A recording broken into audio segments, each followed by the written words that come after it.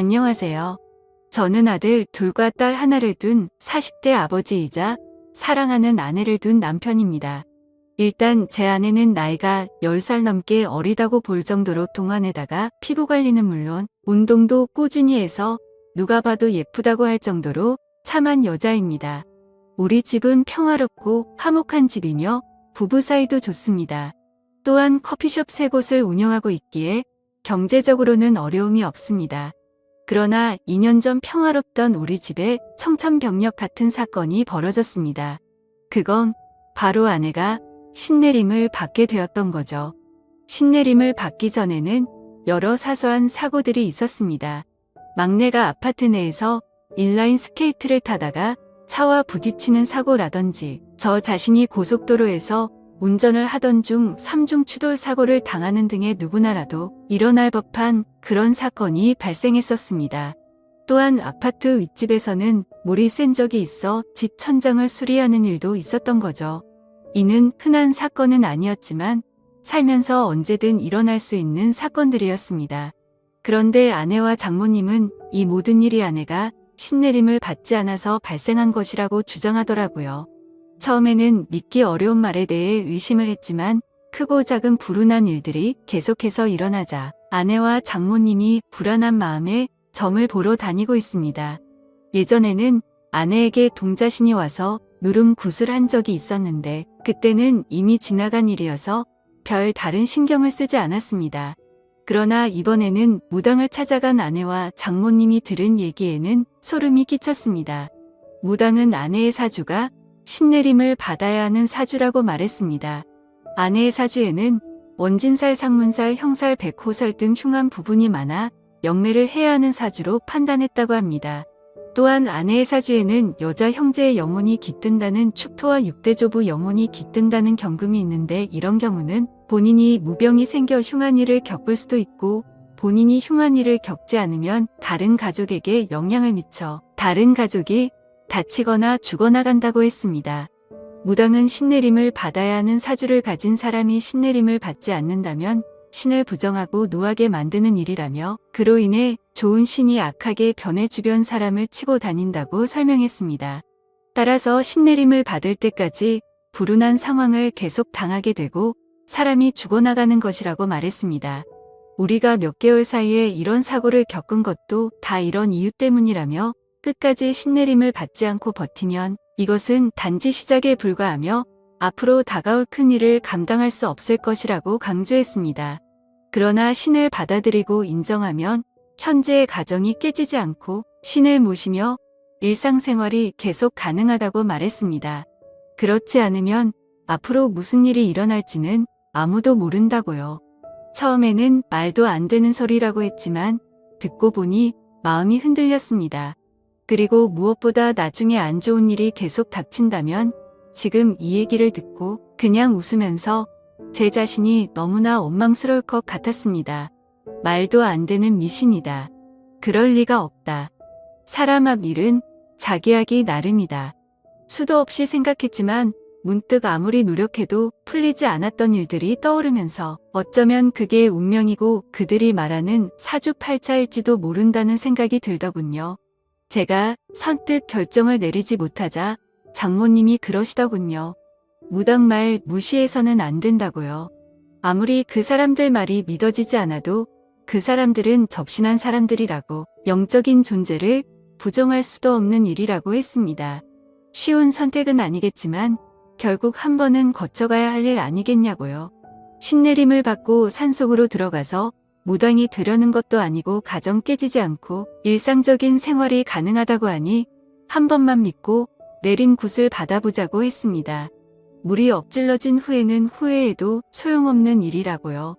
들어보니 장모님 말씀도 완전하게 틀린 말씀은 아니다 싶었습니다. 그게 사실이든 아니든 일단은 안 좋은 일이 생길 수 있다니 그것 맞고 보자 싶었지요. 그래서 저는 신내림은 어떻게 하면 되는지 비용은 얼마나 드는지 알아보기 위해서 아내와 함께 직접 신내림을 해준다는 무당을 찾아갔습니다. 생각했던 것과는 달리 무당은 남자더군요. 장모님과 아내한테 얘기 들었다고 어떻게 신내림을 하면 되는지 물었죠. 그랬더니 그 남자 무당이 말하길 신내림은 아주 신중하고 조심스러운 거야. 신내림을 조금이라도 의심하거나 말도 안 되는 소리라고 하면 부정 타서 잡기가 붙을 수 있으니까 지금부터 영접할 때까지 무조건 입조심 몸조심해. 몸조심을 하라는 것은 두 가지 의미를 가지고 있어. 하나는 몸이 상처가 나지 않도록 조심하라는 것. 하나는 몸을 정갈하게 하라는 것. 신내림 날짜가 정해지면 부부관계는 절대 하지 마. 신이 오시려다가 부정이라고 그냥 가버릴 수 있어. 그리고 신내림 굿은 날짜 잡힌다고 바로 할 수 있는 게 아니야. 허주 굿을 먼저 하고 옳은 신이면 받아들이고 옳지 않은 신이면 떨쳐내고 다시 올바른 신을 받아야 하는데 허주 굿은 한번 진행할 때마다 그리고 내린 굿을 하는 데는 1,500만 원이 들 거야. 하더군요. 허주 굿이 뭔지 내림이 뭔지 모르겠지만 일단은 알겠다고 빨리 진행시키고 싶다고 했습니다. 그러면 허주 비용 먼저 선입금시키고 한 달 후에 몸도 마음도 정갈하게 해서 그때 보자고 하더군요. 저는 무당이 하라는 대로 돈을 입금시킨 후 한 달 동안 부부관계도 하지 않고 신내림 하는 날짜만 기다렸습니다. 빨리 끝나고 일상으로 돌아가고 싶었습니다. 그렇게 한 달 후 허주굿이라는 걸 시작했습니다. 허주굿은 비공개로 진행되며 기도를 하고 싶으면 건물 밖에서 기도를 드리고 절대 안으로는 들어오지 말라고 하더군요. 사람들이 들락거리면 신들이 편하게 출입하지 못한다고요. 저는 알겠다고 하고 차에서 기다렸고 장모님은 그 땅 바로 앞에서 돗자리를 깔고 기도를 올렸습니다. 아내는 평상복이 아닌 하얀 한복 같은 것으로 갈아입고 허주굿을 하러 들어갔는데 3시간이 걸려도 안에서 나올 생각은 않는 겁니다. 그래서 장모님한테 가서 왜 이렇게 안 나오냐고 원래 이렇게 오래 걸리는 거냐고 했죠.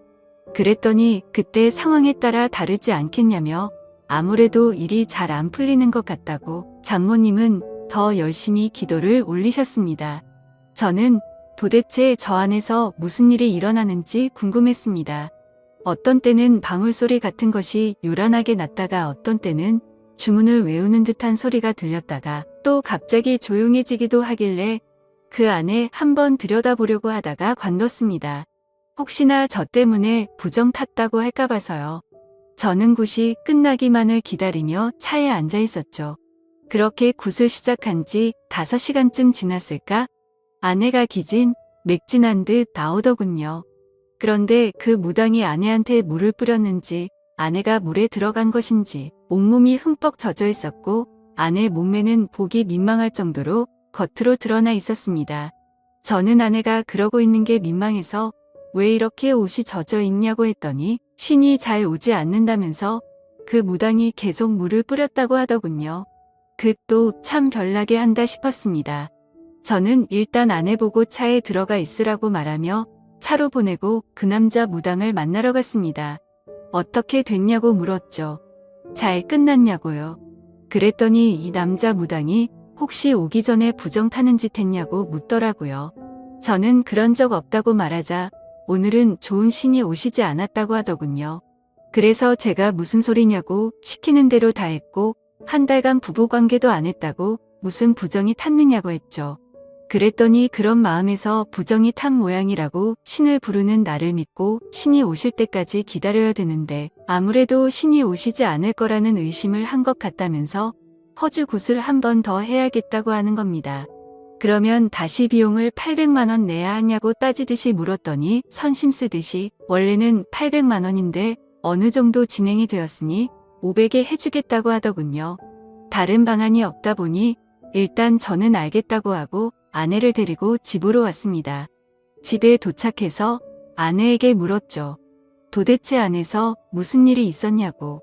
제대로 한 건 맞냐고 했더니 아내는 무당이 했던 말대로 신을 불러내는 허주굿이라는 것을 했다고 했습니다. 맨 처음에는 무당이 방울과 부채를 막 흔들면서 주문을 외우더라고 하더군요.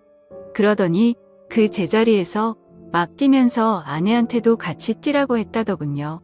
아내도 무당이 시키는 대로 막 뛰었는데 아무리 뛰어도 그만 뛰란 말을 안 해서 뛰다가 힘이 들어서 뛰는 것을 멈추고 숨을 헥헥거리며 있었습니다.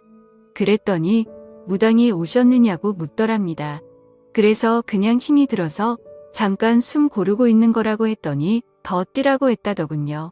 그래서 다시 뛰기 시작했는데 이번에도 한참을 뛰었는데 그만 뛰라는 말을 안 해서 또 뛰는 것을 멈추고 쪼그리고 앉아서 있었더니 느낌이 왔냐고 오셨냐고 또 묻더랍니다. 그래서 힘들어서 도저히 안 되겠다고 체력 딸려서 앉아있는 거라고 했더니 신 받을 사람이 체력이 그렇게 약해서 어떻게 하냐고 어디서 물을 퍼와서 손으로 막 물을 뿌리더랍니다.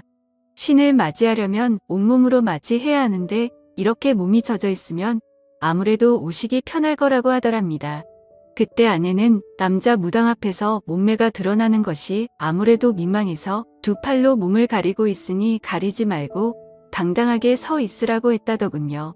어깨를 쫙 펴고 있으라고 해서 아내가 시키는 대로 하니 물을 또 막 뿌리면서 아내 주변을 빙빙 돌면서 또 방울을 흔들고 신이 왔는지 봐야 된다며 아내를 가까이서 막 살펴보고 또다시 물을 뿌리고 하더랍니다. 그래서 제가 뭐냐고 제대로 똑바로 하는 거 맞냐고 아무래도 좀 이상한 사람 같다고 했더니 아내가 그럴 리가 없다고 하더군요. 그 사람 진짜 유명한 무당이라면서 전국의 유명한 무당들 다 그 사람한테 신내림 받은 제자라고 했습니다. 그러니 한치의 의심도 하지 말고 일단 믿고 가보자고 했습니다. 그래야 신을 받아도 제대로 된 신내림을 할 수 있지 않겠냐고 하더군요. 구슬하는 동안 아내가 잠깐 딴 생각을 하니 무당이 바로 그것을 눈치채고 얘기하더랍니다. 나쁜 신을 받으면 집에서 생활하는 것조차 어려울 수 있으니 구슬하는 동안은 머릿속을 완전히 비우고 생각도 비우라고 했답니다. 그렇게 남자 무당이 제 아내에게 물을 뿌리고 아내를 잡아먹을 듯이 노려보고 또다시 물을 뿌리는 과정을 몇 시간 동안 진행하더니 신이 오신 것 같다고 말했답니다. 그런데 신이 오긴 왔는데 좋은 신이 아니라고 하면서 방울도 흔들고 아내 어깨도 잡고 흔들더랍니다. 나쁜 신은 빠져나가야 된다고요. 그리고는 오늘은 도저히 날이 아니라면서 무당이 오늘까지만 하고 이틀 뒤에 다시 하자고 했답니다. 하는 짓을 보니 아무래도 수상하여서 저는 그만두고 싶었습니다. 그래서 장모님을 찾아 뵙고서 이 사람 좀 이상한 것 같다고 아무래도 그만해야 할 것 같다고 하니 이미 신이 한 번 왔기 때문에 여기서 그만두면 평생 지옥을 걷듯 고통스러운 길을 걷게 된다면서 절대로 그만두면 안 된다고 하시더군요. 다음에는 신이 꼭 오실 거라면서 일이 끝날 때까지 우리는 조용히 믿고 기다리면 된다고 장모님이 사정사정을 하셨습니다. 저는 엄청 내키지 않았지만 장모님께서 저렇게 부탁을 하시니 한 번만 더 지켜보자 싶어 알겠다고 했죠. 그리고 이틀 뒤 다시 장모님과 함께 아내를 데리고 그 무당이 있는 곳으로 갔습니다. 이번에도 아내는 그 무당이 갈아입으라고 준 옷을 갈아입고 굿을 방으로 들어갔습니다. 이번에도 굿은 비공개로 진행이 된다고 하더군요. 아무도 들어오지 말라고 문 밖에서 기다리라며 본성을 들여 기도를 하라고 했습니다. 저보고도 가만히 보고 있지 말고 같이 기도를 올리라고 하더군요. 저는 알았다고 대답만 하고 기도는 올리지 않았습니다. 그렇게 무당은 아내를 데리고 들어가더니 또 방울을 흔들며 큰 소리로 주문을 외우면서 난리법석을 떨었습니다. 그러다가 방 안이 조용해졌습니다. 또 물을 뿌리고 있는 건가? 물 뿌리고 몸을 훑어보고 있는 건가? 저는 온갖 상상이 다 들었습니다. 장모님은 자리에 앉아서 열심히 손바닥을 비비고 계셨는데 저는 그대로는 도저히 있을 수가 없어서 굿하는 방을 들여다보기 위해서 방 옆으로 나 있는 창문을 들여다봤죠. 방 주변은 대나무로 가려져 있고 흰 창 같은 것을 막 둘러서 안이 잘 보이지는 않았지만 빈틈으로 자세히 들여다보니 방 안의 모습이 조금 보이더군요. 저는 숨을 죽이고 그 안의 모습을 계속 엿보고 있었습니다. 역시나 그 무당은 지난번처럼 바가지에 물을 퍼와서 아내 몸 구석구석 물을 뿌리고 있었습니다. 아내 몸은 이미 물에 젖어서 몸이 적나라하게 드러나 있었고요. 이걸 어떻게 해야 되나? 그만두라고 해야 되나? 머릿속이 복잡해지고 있는데 그 남자는 아내의 몸에 눈을 떼지도 않고 아내 주변을 빙빙 돌고 있었습니다. 그러면서 아내 어깨를 잡고 등을 밀며 어깨는 펴고 가슴을 내밀라고 하더군요.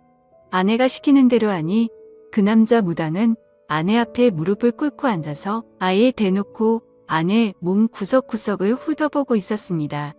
그러면서 오셨냐고 물었고 아내는 잘 모르겠다고 아무 느낌이 없다고 했습니다. 그랬더니 그 남자 무당은 머릿속을 비우고 마음을 편히 먹으라면서 아내를 어루만지며 손으로 천천히 쓸어내리고 있었습니다. 아내 몸에 손을 대는 걸 보니 정말 미칠 것 같았습니다. 저는 당장이라도 그만두라고 소리치려고 하다가 아무래도 하는 짓이 수상해서 동영상을 찍어두었습니다. 아내가 진짜 신내림을 받아야 하는 사람이라면 이런 식으로 신내림을 받는 게 맞는지 다른 무당한테 가서라도 물어볼 작정이었지요. 저는 잘 보이지도 않는 방 안으로 휴대폰 카메라를 켜서 동영상을 찍고 있는데 갑자기 아내가 야 소리를 질렀습니다.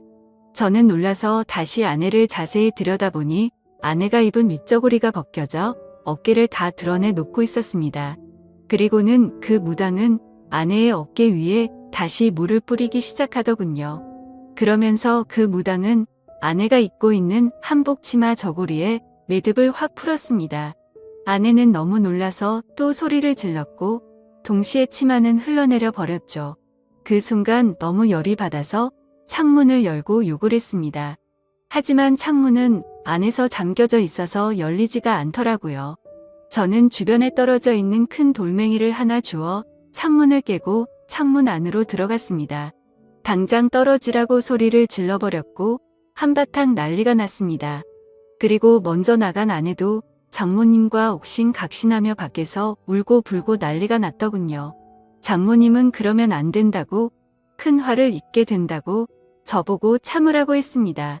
저는 생전 처음으로 장모님한테도 소리를 지르며 장모님도 그만하시라고 빨리 차에나 타시라고 했죠. 그랬더니 장모님도 어쩔 수 없이 이 일을 어쩌나 정말 큰일이네 하고 계셨습니다. 저는 아내와 장모님을 집 앞에 내려주고 경찰서로 갔습니다. 그리고 그 남자 무당을 고소했죠. 며칠 뒤 알고 보니 그 남자 무당은 성추행 혐의로 기소되었었습니다. 알고 보니 무당 이 자식 이미 성범죄 전력이 있었습니다. 이거 완전 상습범이더군요.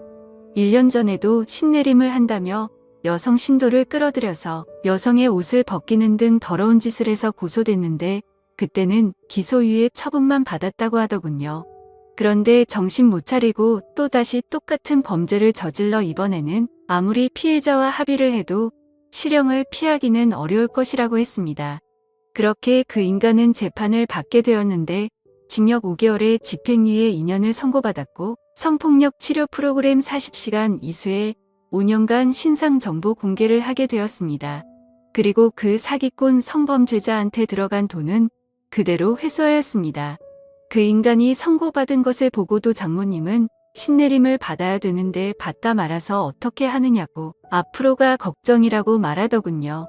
그래서 제가 장모님한테 저런 사기꾼이 하는 말을 믿냐고 신내림은 무슨 신내림이냐고 여자 꼬셔서 어떻게 하려고 하는 더러운 놈이니까 신내림이니 뭐니 그런 말 신경 쓰지 말라고 했죠.